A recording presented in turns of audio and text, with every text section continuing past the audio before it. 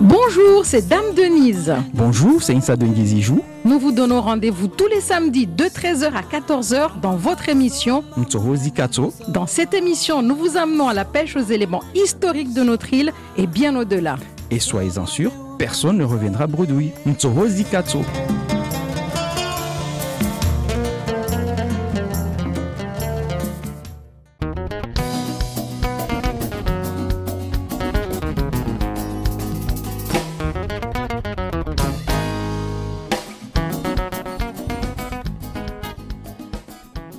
Bonjour à tous, soyez les bienvenus sur Mayotte la Première. Je suis Dame Denise et je suis une nouvelle fois ravie de vous retrouver ce samedi, toujours en compagnie de mon compère, l'historien Insa Dengizijou, pour vous présenter un nouveau numéro de votre émission consacrée à l'histoire, à la culture et à la connaissance de la vie de tous les jours de notre société mahoraise et bien au-delà de nos frontières par moments, j'ai nommé Ntsohozi Katso. Aujourd'hui, dans votre émission, nous allons poser notre regard sur un terme oscillant entre passé douloureux et une ambiance incitant à l'invitation au voyage. Nous allons passer au peigne fin le terme créole. Oui, j'entends déjà certains dire « Ah, les Antilles, le sable blanc, la mer turquoise, les jolies femmes, les beaux gosses. Ok, ça va. J'arrête. N'empêche que ça fait rêver. » Mais certains d'entre vous me diront aussi avec un gros... C'est ma Kouroueli là, mais qu'est-ce qui se croit différent de nous par moment? Ça va, je ne vais pas dire le vrai mot auquel vous pensez. Nous sommes à l'antenne quand même, on se calme. Alors, quelle est vraiment l'histoire donc des créoles? Pour bien la comprendre, il nécessite INSA autant de parcourir les Caraïbes que l'océan Indien, n'est-ce pas? Bonjour. Bonjour, Dame Denise. Oui, effectivement, c'est une notion qu'il convient de lire selon les espaces parce que ça ne veut pas nécessairement dire la même chose selon qu'on soit aux Antilles, à La Réunion, à Maurice ou à Mayotte. C'est un terme aussi que j'ai interrogé parce que à Mayotte, il en va tout autrement du terme créole et que on verra par la suite que cette notion héberge une certaine problématique à son intérieur quand on l'emploie à Mayotte. D'accord. Et justement, quand on évoque les créoles, ici notamment à Mayotte, on a tendance, lorsqu'on voit ces personnes qui ne sont ni, pour beaucoup, ni maoraises, ni mzungu, mais qui sont claires de peau, parfois on les entend même parler chmaoré, souvent d'ailleurs parlent chmaoré. Et puis quand on évoque le mot créole, on se dit tout de suite, les créoles, c'est notamment les anciens, les personnes qui sont mélangées aux anciens colons ou aux anciens esclavagistes. Est-ce que, en définition, peut-être on peut faire déjà une définition générale ou pas du tout? Très compliqué de faire une définition générale concernant le terme de créole parce que la définition, elle n'est pas la même selon les espaces. Et concernant Mayotte, vous avez mis le doigt là où la problématique mérite d'être interrogée. Vous avez dit qu'ils ne sont ni maorés, qui ne sont ni mzungu. Voilà. Donc on est déjà dans quelque chose qu'il convient de poser et de décanter pour ne pas finalement employer des termes à l'endroit de certaines personnes qui ne sont pas nécessairement une réalité ethnique, ni sociale. Donc voilà, si on veut définir ce que c'est la créolité, il faut intégrer que cette notion n'est pas la même partout. On commencera par les Antilles, parce que c'est là, bien évidemment, que nos regards se portent quand on parle de créolité. Les Antilles françaises, la Guadeloupe et la Martinique utilisent le mot, et c'est un mot qui naît dans cet espace-là de la colonisation. Là, on parle bien de la Guadeloupe, la Martinique, mais on va pas, par exemple, au-delà de la Guyane. La Guyane n'est pas concernée pour ça? La Guyane, là aussi, c'est aussi problématique. Mais la Guyane, c'est un territoire complexe, mais qui peut aussi héberger une définition de la créolité. Mais elle est moins prégnante en Guyane que dans les Antilles françaises, c'est-à-dire Guadeloupe et Martinique, là où on a une vraie revendication. La Guyane, c'est un peu différent parce que la Guyane, c'est pas une île. La Guyane, c'est le continent. c'est sur le continent, avec des frontières, etc., dessinées, avec des pays frontaliers. Donc, forcément, la définition ne sera pas la même et l'approche ne sera pas la même. On est dans un milieu insulaire. Quand on parle de la Guadeloupe ou de la Martinique, c'est le milieu insulaire. Et ce qu'on va observer, c'est que la colonisation va être le point de départ de la créolité aux Antilles. Donc, avant la colonisation, avant la traite négrière, on ne peut pas parler donc de créole pour ce qui est de la Martinique et de la Guadeloupe? Non, parce que vous avez des peuples autochtones, des Amérindiens qui vivent sur ces îles-là. Ce pas des îles vierges, hein. Mais petit à petit, avec la colonisation française, ces peuples-là vont disparaître parce que le fait qu'on ait des Européens qui ramènent des maladies avec des populations qui n'étaient pas nécessairement en contact avec d'autres peuples. Vous étiez à la mosquée, vous avez perdu votre voix Non, il pas se passe du quoi? Non, pas du tout. Parce que petit à petit, on est en train de vous perdre, tout va bien et tout ça. Alors, enlevez le chat de la gorge et allons-y tranquillement. Là, c'est bon, peut-être Voilà, là. donc la population amérindienne va disparaître petit à petit. Ça veut dire que en ce qui est de la Guadeloupe et de la Martinique, le peuplement des créoles a été introduit. Oui, c'est toujours une introduction quand on parle de créolité.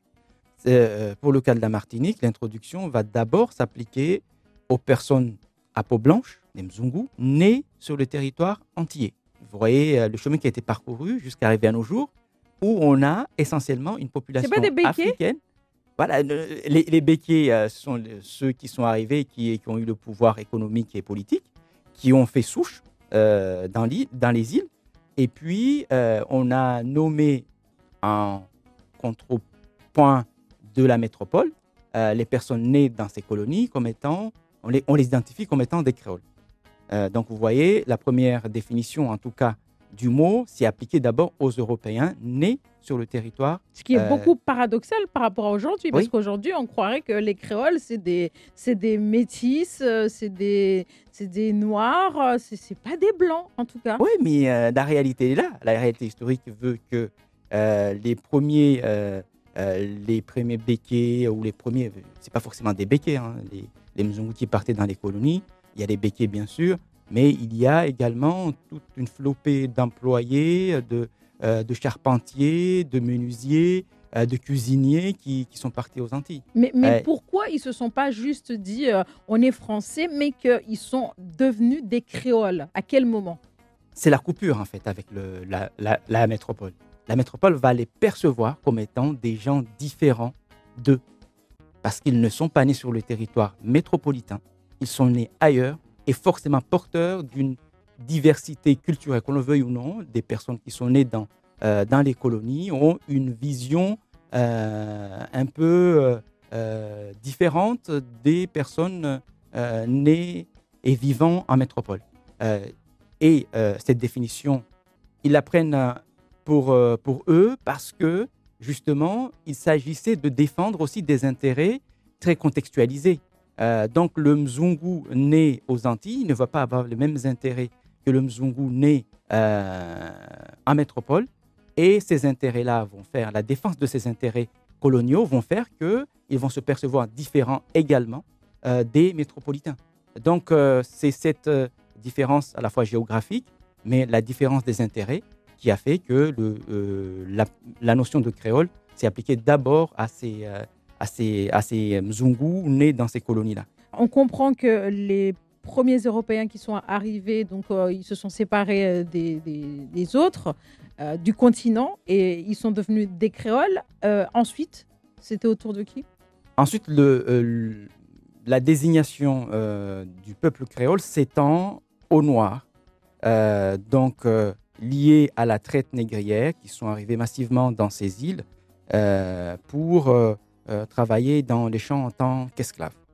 Donc, après l'abolition de l'esclavage, la seconde abolition de l'esclavage en 1848, le terme s'est imposé pour désigner les Noirs. Donc, c'est un marqueur d'identité pour les peuples noirs également.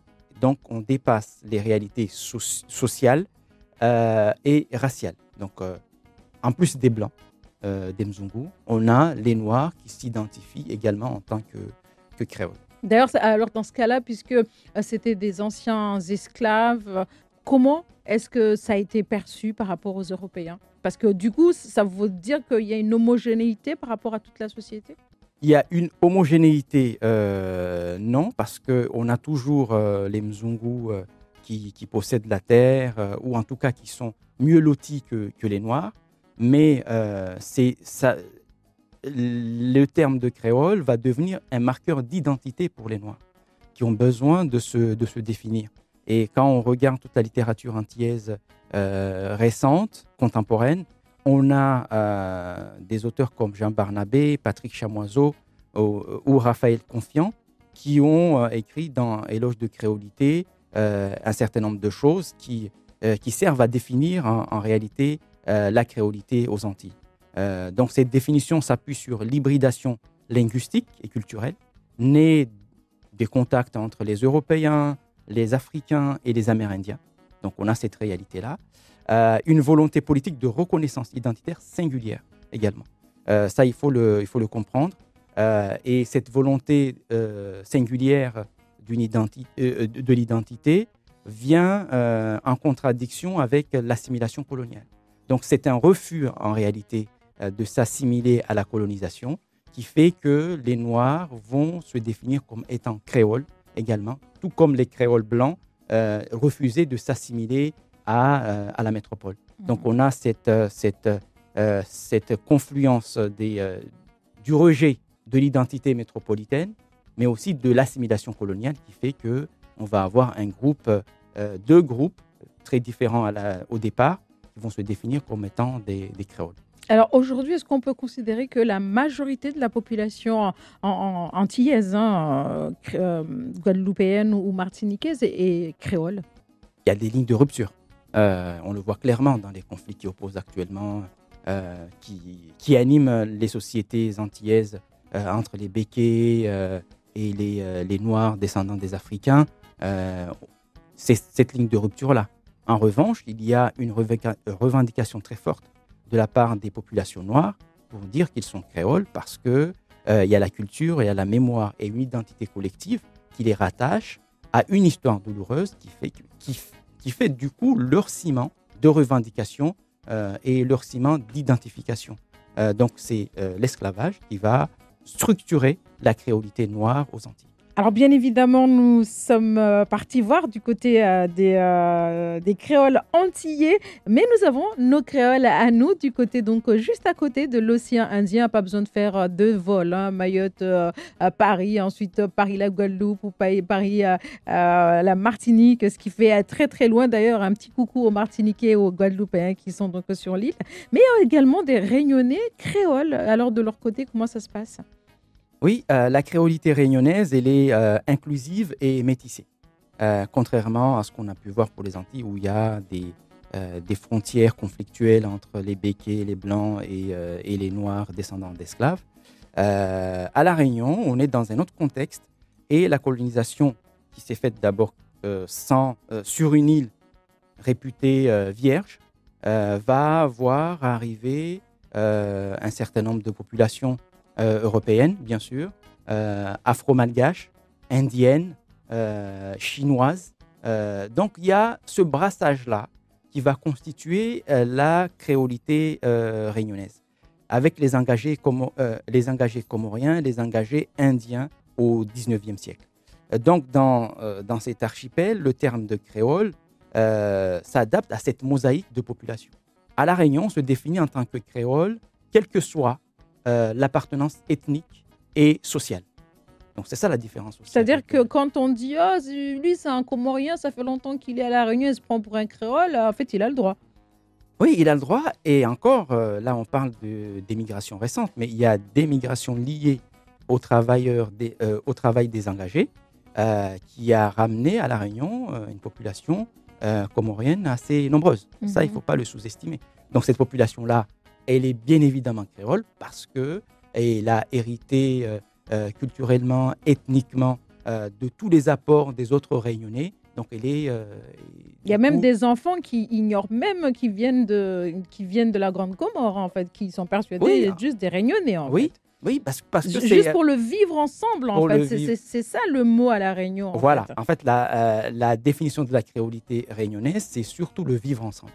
On ne tient pas compte des origines ethniques ou sociales, mais on a un leitmotiv qui est le vivre ensemble, qui constitue la créolité réunionnaise. On voit que cette notion-là évolue et se décline autrement selon les territoires. À La Réunion, la définition du mot créole ne tient pas compte de l'héritage ancestral. On peut être indien et être créole réunionnais. On peut être descendant d'afro-malgache et être créole réunionnais. On peut être chinois, parce qu'il y a aussi des Chinois, et être identifié comme étant créole. Et d'ailleurs, quand on va à La Réunion, il y a cette force au niveau de la cuisine, au niveau de la langue, ils défendent beaucoup cette idée que c'est des créoles et que tout ça, ça rentre justement dans cette créolité. Dire le contraire, ça serait un peu démentir la réalité qui est là. La langue réunionnaise, la langue créole réunionnaise, contient beaucoup de mots malgaches. Par exemple, dans la langue réunionnaise, on rencontre le terme de kaflataï. Bon, c'est une insulte, c'est un peu trivial. Je sais pas, je parle pas. Et heureusement pour vous, je ne parle pas le créole, donc je peux pas vous aider. Hein. Mais après, si vous vous faites engueuler en sortant de cette émission, ce n'est pas de ma responsabilité. On va essayer de définir un peu cette notion pour finalement nous rendre compte que c'est cette mixité linguistique qui fait aussi le créole réunionnais. Kafr, c'est un mot d'origine arabe qui vient de kafir. Kafir qui désigne les Noirs esclaves, donc païens. Et puis, vous avez Taï. Taï qui vient du mot malgache. Voilà. Ça, je vais le savoir. Et Taï, ça veut dire merde, en gros, en malgache. Donc, le mot, c'est aussi adapté à la créolité réunionnaise, donc intégré dans la langue créole. C'est pour dire que, finalement, la définition de la créolité réunionnaise, c'est le vivre ensemble, c'est l'intégration de toutes les cultures ayant peuplé l'île, finalement. Et nous restons toujours du côté de l'océan Indien, cette fois-ci vers une autre île. Voilà, l'île de Cassia. Ah là, j'adore cette chanson. L'île Maurice, alors, comment ça se passe de leur côté pour la créolité? L'île Maurice est également un exemple atypique et qui explique un peu la diversité de la définition du mot créole. Donc, le mot créole, ici, est complètement attaché aux descendants des esclaves. Aux descendants des esclaves, et cela remonte dès les premières heures de la colonisation, en 1516, quand les Hollandais ont débarqué, les premières personnes noires ou afro-malgaches pour devenir esclaves. Donc, ces personnes-là vont bien évidemment tailler la route, c'est-à-dire ils vont s'enfuir, et ils vont peupler les hauteurs de l'île Maurice. Ensuite, avec la colonisation française de 1715 à 1810, puis britannique de 1810 à 1835, on se rend compte que cette notion de créole, dans ce contexte colonial, est exclusivement réservée aux esclaves nés sur l'île, aux affranchis ainsi qu'à leurs descendants. Donc ici, la créolité mauricienne est en étroite relation avec l'Afrique. Donc ce sont les populations noires, esclaves, affranchis ou descendants des esclaves qui vont être désignés comme étant des créoles. Donc après l'abolition de l'esclavage en 1835 par les Britanniques, on se rend compte que la créolisation de la société mauricienne est freinée. Parce que, comme il y a eu l'abolition de l'esclavage, on ne pouvait plus faire rentrer en masse des Africains à l'île Maurice.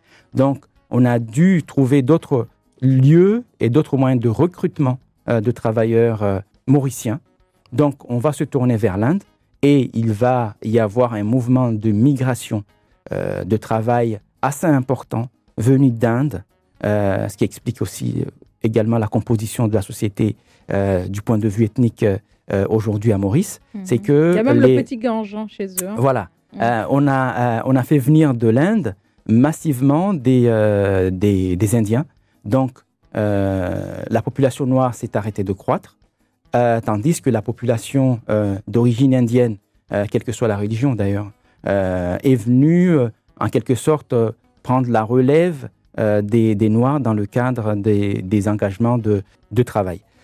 Donc, ce groupe devenu minoritaire ethniquement et démographiquement va se trouver des points de ralliement et d'identification collective. Donc, ces points vont la ramener vers la créolité. Donc, sur le plan culturel et religieux, l'identité créole noire rattachée aux descendants d'esclaves, c'est en partie construite à l'adhésion des valeurs françaises. C'est-à-dire, ils vont se retrouver. Il y a deux groupes minoritaires, pour le coup. Il y a les Wazungu, les Blancs mauriciens, et puis les Noirs. Donc, les Noirs vont avoir tendance plus à aller vers les Blancs en épousant leur religion, leur culture, qui ramène à la France, parce que les Blancs installés anciennement sur le territoire mauricien ne se sont pas effacés avec la colonisation britannique. Et on a la langue et le catholicisme comme héritage de la colonisation française qui sont restés comme éléments d'identification des créoles mauriciens. Autre élément à retenir pour cette catégorie de population mauricienne, c'est que les créoles mauriciens sont délaissés pour compte. La condition des Noirs de ces créoles mauriciens est complètement déplorable. Même aujourd'hui, on se rend compte que ces personnes ont été reléguées par rapport aux autres composants de la société. Donc, les plus défavorisés des Mauriciens se retrouvent dans cette catégorie de créoles. Merci beaucoup, Insa Ado Ngizijout, de nous avoir fait voyager. On est parti aux Antilles avec la Guadeloupe et la Martinique. On fait un petit coucou aux Réunionnais, oui, on ne l'avait pas fait. Et puis, bien évidemment, à nos amis les Mauriciens. Tout ça, ça nous a permis de faire un petit tour pour bien comprendre le mot créole. Comment est-ce qu'il est apparu, comment est-ce qu'il s'identifie dans ces zones-là. On se retrouve dans quelques instants, juste après la musique. Et cette fois-ci, nous reviendrons à Mayotte, puisque, bien évidemment, ici aussi on parle de créole, mais est-ce que c'est un vrai créole? Est-ce que c'est autre chose? Insa va nous le dire dans quelques instants.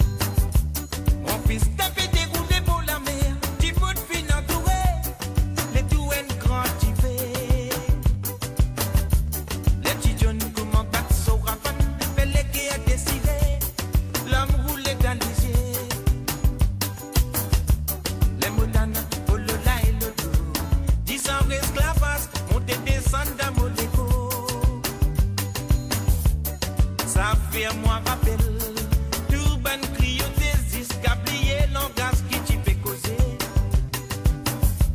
Pour l'esprit continue les enfants. Mazine sa bateau là, tu sais pas nous on la terre grand-papa. Lève la tête, moquette l'horizon. Mon père faire vision qui position contre nous pas une vraie nation. Sorti ici nous dans ces caravanes, sans même grand souvenir, premier banane et fin de tirer. L'histoire remercie les cieux, qui nous pitié de nous laver.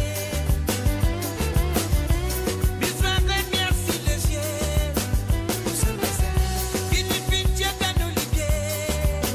Oh là là, oh là là, ils sont esclavages, monter descendre dans mon égo. Oh là là, oh là là, ils sont esclavages, monter descendre dans mon égo. Oh là là, oh là là, oh là là, ils sont esclavages, monter descendre dans mon égo. Oh là là, oh là là, ils sont esclavages, monter descendre dans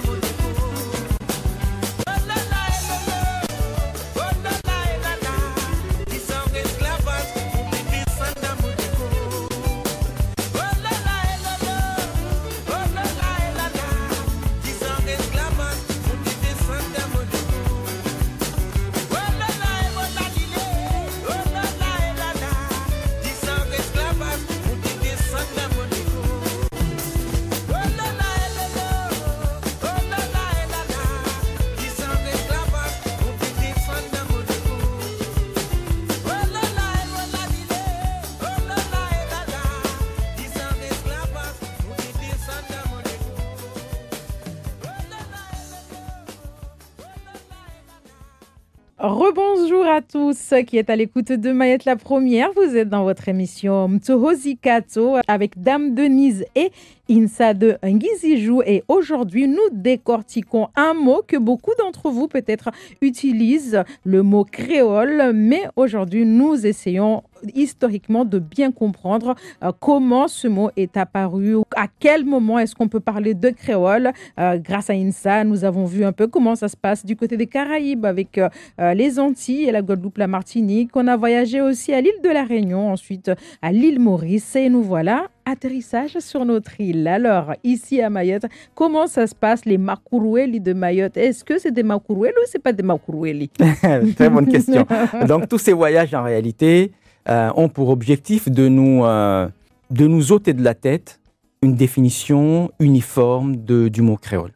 Et s'agissant du cas de Mayotte, c'est encore beaucoup plus complexe. Parce que, comme le mot créole est lié à la colonisation française notamment, la colonisation française est tardive à Mayotte, 1841, 1843. Comment on peut retrouver la notion de créolité dans un espace déjà habité et dans un espace qui hérite de beaucoup des échanges commerciaux qui animent l'océan Indien depuis le Moyen-Âge. Donc voilà, en fait, les données à intégrer avant de pouvoir définir le mot créole à Mayotte. On ne peut pas copier-coller le mot créole à Mayotte sans l'interroger. Sinon, on arrive à des situations où on va exclure certains Mahorais de la Mahorité.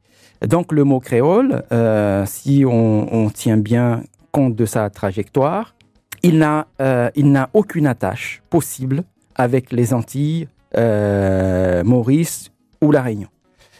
Donc, le terme créole n'est pas transposable. De fait, quand on regarde les recensements qui ont été initiés dès les premières heures de la colonisation française à Mayotte, on s'aperçoit que jamais il n'y a le mot créole dans les catégories de population.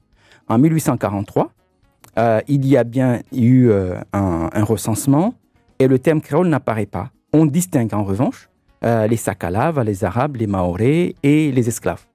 Ce qui veut dire que le mot-ci n'a pas une réalité socio-logique et socio-ethnique à Mayotte avant 1843. 43. Alors, expliquez-nous un peu comment, aux Antilles ou dans les autres îles que nous venons de voir, c'est quand même des natifs du continent africain qui ont été amenés, ensuite qui se sont mélangés avec les Européens, et donc est né et le créole, parce qu'on voit bien à travers le créole que c'est chez nous on dirait du magnénier, c'est du français magnénier. Alors comment est-ce qu'on est passé de leur langue traditionnelle qu'ils ont eue dans leur continent à cette langue créole d'aujourd'hui, et pourquoi à Mayotte ça ne s'est pas fait?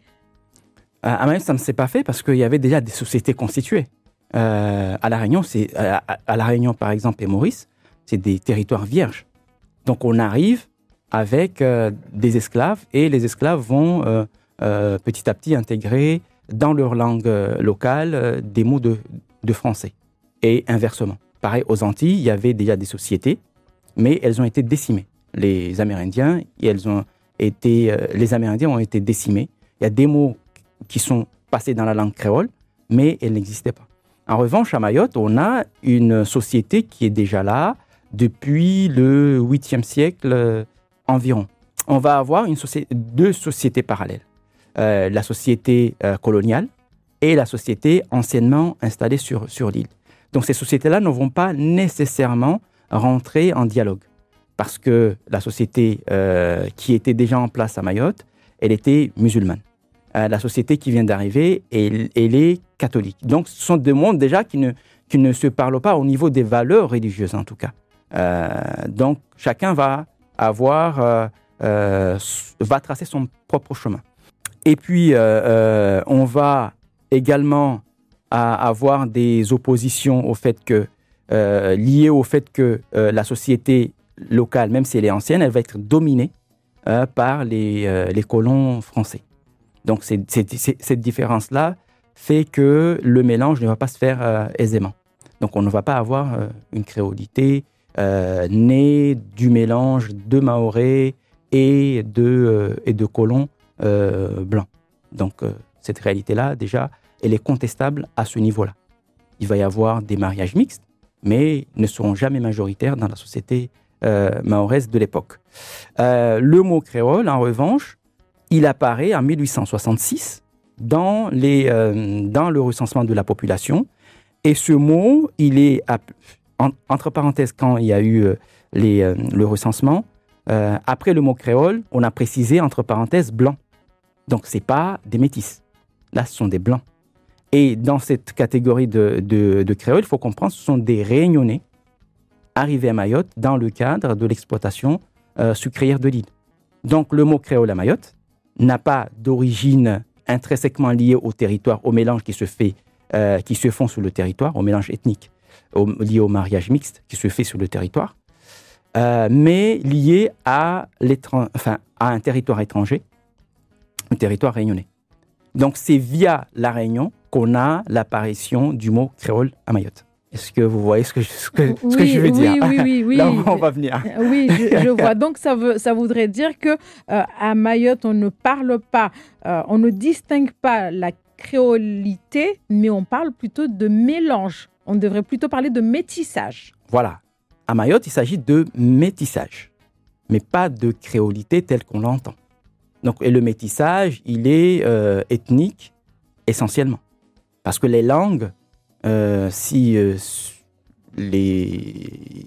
l'hybridation du Shimaoré, du Shimaozungu, du Shimaoré du français, c'est vraiment quelque chose d'assez récent dans l'histoire de Mayotte.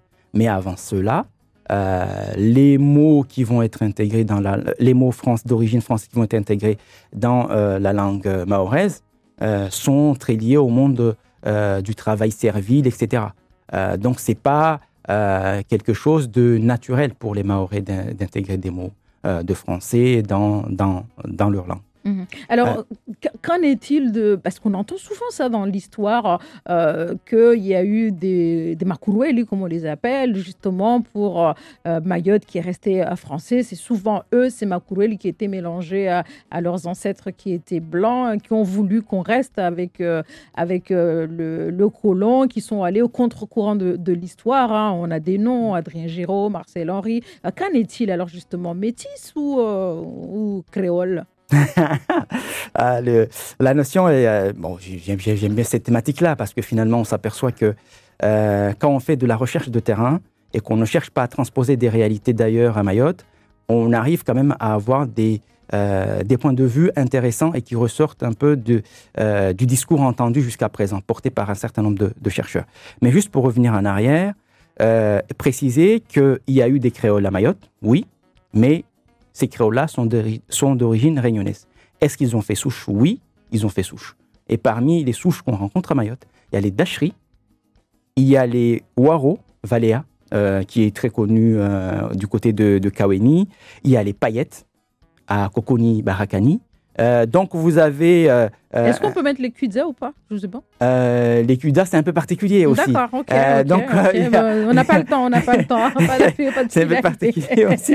Donc, si on interroge toutes ces entités-là, on s'aperçoit que les personnes qu'on identifie aujourd'hui comme étant des créoles ne le sont pas. Et ce mot créole, employé à l'endroit de Giraud, à l'endroit des Montchéry, à l'endroit des Henri, on s'aperçoit que c'est une notion qui sous-tend une exclusion de ces personnes de la maorité. Donc on veut en faire des étrangers sur un territoire qu'ils ne connaissaient pas. Et là, on rebondit sur la définition du mot créole à Mayotte. On rebondit parce que c'est une définition qui va être exploitée politiquement dans les années 60 et dans les années 2000 pour exclure un certain nombre de gens. Les Henri, les Giraud, c'était les plus en vue politiquement. Donc on a fait croire, en tout cas on portait le discours à l'endroit de ces personnes à Mayotte pour dire ils ne sont pas comme vous. Vous êtes musulmans, ils sont chrétiens, vous êtes noirs, eux ils sont un peu métis. Donc vous ne pouvez pas suivre la voie, les idées de ces personnes-là. Ils sont catholiques, vous êtes musulmans. Donc c'est une notion employée pour exclure. Donc dans les années 60, on peut le comprendre. Le combat a été porté par ces gens-là. Dans les années 2000, avec l'avenir institutionnel de Mayotte, le Katiba, le MPM se disloque. Il y a deux blocs, parce qu'ils ne sont pas d'accord sur les voies à suivre. Il y en a qui estiment que ce n'est pas le département qu'on a demandé depuis très longtemps, donc ils recusent le Katiba, les accords. Et puis, il y a une partie qui dit, mais finalement, on n'a pas le choix, pour avancer, on prend quand même ce qu'on nous donne. Donc, dans ce bloc-là, vous allez avoir majoritairement des Maorés, des métis Maorés, Henri et Giraud, qui vont défendre le fait qu'ils veulent un département Hakaka, et pas un département Matsembe, Mayenye. Et puis de l'autre côté, voilà. Et puis de l'autre côté, il y a Bamana et tous les autres politiques identifiés comme étant des Maorés noirs, Maorés purs, entre guillemets, qui vont porter l'idée que on prend ce qu'on nous donne et puis on avance avec cela et on voit ce que l'avenir nous réserve. Donc, ce terme-là, quand il est employé à l'encontre de Giraud et de Marcel, c'était pour dire, mais ne les écoutez pas. Ce ne sont pas des Maorés. Ils ne sont pas comme nous. Nous avons raison parce que... Donc, on voit bien que la notion de créole, une fois qu'elle est employée, elle est problématique à Mayotte, elle est exclue des gens de la société mahoraise. Ça, il faut le comprendre. Mais quand on examine aussi la généalogie des personnes qu'on vient de citer, on s'aperçoit qu'ils sont en réalité des métis et pas des créoles. Et des métis nés de parents, de grands-parents, nés à Mayotte. La diversité, le tableau ethnique, la mosaïque ethnique de Mayotte veut qu'il y ait des Africains, des Malgaches et d'autres peuples qui sont venus après. Donc, il va y avoir une jonction entre des colons blancs et des Mahorais d'origine malgache et qui vont donner naissance aux Henri, aux Giraud et encore à Georges Nahouda, par exemple. Zaman Nahouda est né d'une mère d'origine malgache et d'un père d'origine maoré africaine. Donc, on ne peut pas dire que ce ne sont pas des Mahorais et ce sont des créoles. Parce que la créolité, là, elle exclut, elle n'intègre pas. Donc, il faut tracer la généalogie de ces personnes pour s'apercevoir que le Henri, c'est un propriétaire terrien de Dapani qui va épouser Futsi, une femme mahoraise d'origine malgache. Et ces origines malgaches ne datent pas forcément du siècle de la colonisation. Mais on a une tradition de migration très ancienne à Mayotte, venant de Madagascar. 18e siècle, il y a les Radias et il y a des Malgaches qui s'installent. Donc, ils sont devenus, pour le coup, mahorais, mais d'origine malgache. Donc, quand on les identifie comme étant des Saintes-Mariens, ce sont des Anamalates, nés de pirates européens et de femmes malgaches. Donc, ces personnes-là vont très vite parcourir l'océan Indien pour commettre des actes de radia. Et certaines personnes vont s'installer au cours du 18e siècle surtout. Et on a aussi hérité de ces populations-là. Donc, il ne faut pas rattacher les identités, en tout cas ethniques, des Mahorais qui portent un nom à consonance européenne à des créoles tels qu'on l'entend dans les autres territoires. Ce sont des métis nés de Mahoraises et de colons blancs. D'accord. Moi, j'ai pas eu de colon blanc, mais je suis bien Denise. Voilà. Voilà. Bon, merci beaucoup, Insa de Ngizijou. Je sais qu'on aurait pu faire encore plus dans cette émission parce qu'il y avait beaucoup à dire, mais malheureusement, le temps qui nous était imparti s'est écoulé. Peut-être une petite conclusion vraiment en 1 minute, pas plus. Je peux pas vous donner plus. Pour terminer, la créolité, elle est différente selon les territoires. Et elle ne s'applique à Mayotte qu'à l'endroit de certaines familles venues de La Réunion. Les Dacheries, les Waro, les Paillettes. Et puis vous avez localement un métissage de colons européens et de femmes malgaches très anciennement installées à Mayotte. Et les malgaches font partie de la composante ethnique de Mayotte, qui vont donner naissance à des métis, qui ne sont pas du coup des créoles. Voilà pour la conclusion, et je profite de la conclusion pour remercier à la fois Jacques Martial-Henry qui m'a aidé à retracer un peu la généalogie. On n'est pas rentré dans le détail, mais peut-être on aura le temps dans la version mahoraise. Je remercie également Jean-Claude Henry, qui sont 2 personnes qui ont vraiment été disponibles pour me renseigner, me donner les informations concernant la généalogie de leur famille. Voilà. Merci beaucoup, cher ami Insa de Ngizijou, d'avoir accepté une nouvelle fois de partager toutes vos connaissances avec nous. Nous te sommes une nouvelle fois très reconnaissants. On se donne rendez-vous samedi prochain pour une nouvelle émission. Ça sera cette même émission, mais cette fois-ci en langue locale. Merci à vous tous pour votre attention. Merci beaucoup à Raïm pour la mise en onde de cette émission. On se quitte avec la citation à méditer comme à chaque fin de votre émission. L'ignorance de l'histoire de son peuple est une forme de servitude. Bonne journée à tous et à samedi, Insa. À samedi, en attendant, prenez soin de vous.